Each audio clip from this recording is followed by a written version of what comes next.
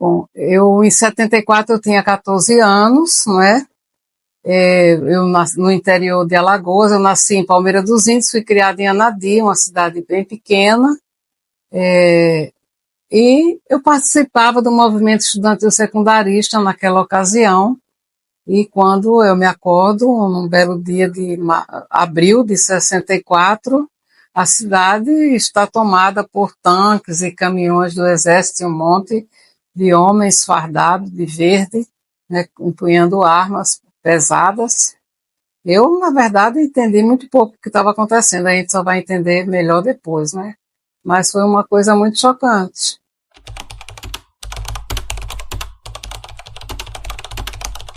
Tá. Então, eu começo no movimento estudantil secundarista, aí depois eu saio do interior de Alagoas, vou para São Paulo, e lá o meu irmão já participava da Ação Libertadora Nacional, liderada por Carlos Marighella. Ele estudava na PUC, Pontifícia Universidade Católica de São Paulo, ele estudava Ciências Sociais, e aí ele ingressa na Ação Libertadora Nacional e me leva junto.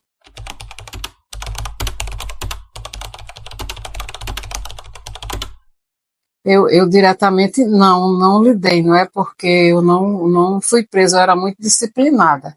E eu cumpria religiosamente as regras do mini manual do guerrilheiro urbano. Mas eu lidei com as perdas, não é?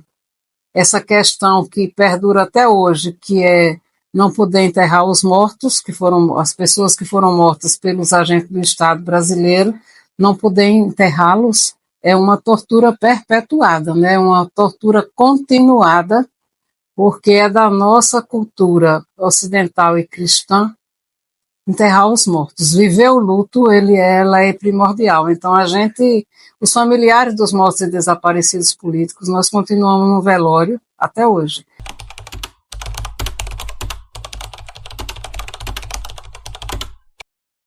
Olha, a repressão, a perseguição política, ela afeta, na verdade, a família inteira, né? Quando abrimos os arquivos do DOPS, tinha a foto e o registro de nascimento de todos os meus primos que vieram depois de mim, né?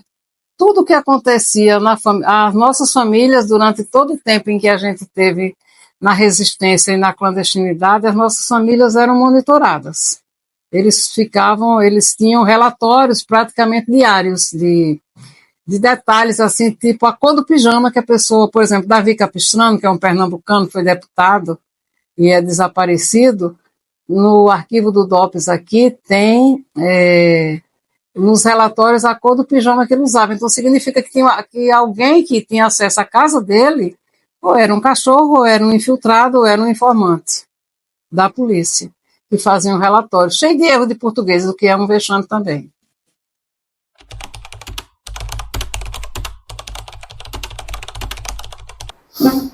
Olha, tem todo o procedimento a luta pela anistia, que é na segunda, a partir de 2000, aliás, de 1000, Maria, é porque o tempo já vai tão longe, né? A partir de 1975 começa a luta pela anistia. Aí é criado o Comitê Feminino pela Anistia, que é liderado pela Terezinha Zerbini, que depois é criado o Comitê Brasileiro pela Anistia. Aí nessa retomada que se conquista a anistia, aí os exilados voltam para o Brasil, as pessoas que estão clandestinas voltam para suas famílias, e é uma retomada, assim. Aí no meu caso específico, eu voltei aqui para Recife. Eu voltei primeiro para Alagoas, mas depois eu vim morar com um dos meus irmãos aqui em Recife. Aí retomei minha vida estudantil, né? Eu não tinha concluído o segundo grau, né? Que eu não sei como é que chama hoje. Aí eu fiz o supletivo, fiz o vestibular assim, num semestre. Aí eu passei no vestibular para serviço social na Universidade Federal de Pernambuco. Aí eu recomeço a estudar, Aí o que acontece é o seguinte, em 79, a anistia é agosto de 79, mas eu começo a estudar em janeiro de 79.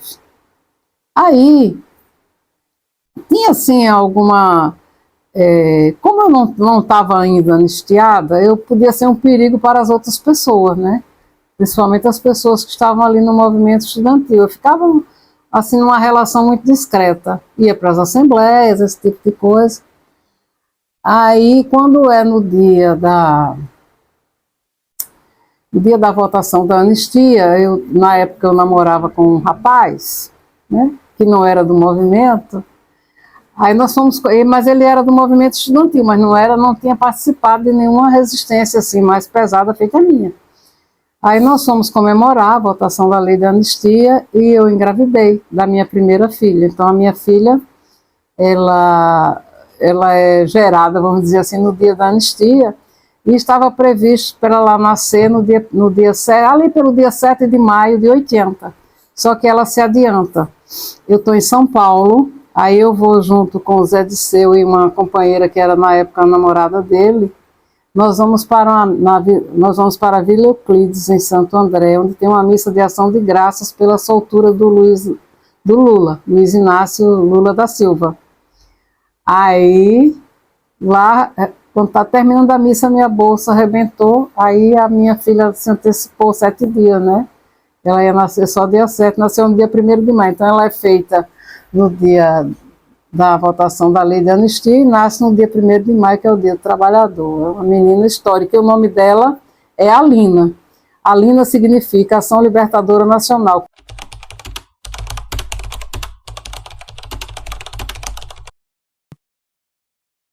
Olhe, nós tínhamos muitas pessoas que eram extremamente solidárias e, por exemplo, nos recebiam nas casas, apesar dos riscos que estavam correndo, né? Mas nós tínhamos muita consciência de que a gente nunca podia colocar as pessoas em risco. Então a gente evitava ao máximo, né? Era muito ruim saber o nome das pessoas, o endereço, o nome real das pessoas que eram legais e que nos ajudavam eventualmente. Esse era um exemplo de solidariedade, né? E de resistência.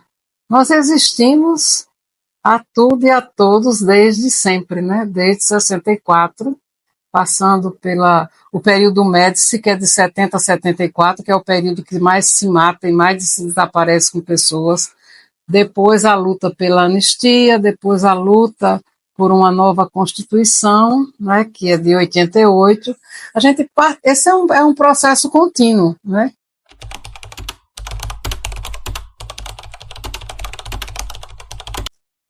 É importante para que esse país, o nosso país, um dia venha a ser uma nação, não é? Um Estado democrático de direito, é preciso que exista uma memória histórica registrada, né, que esteja nas escolas, sejam elas públicas ou privadas, e que para que um dia a gente tenha uma identidade, que a gente possa dizer, eu sou fulano, filho de cicrano, né? Sou um brasileiro, e no meu país há respeito pelos direitos humanos. Então, é isso.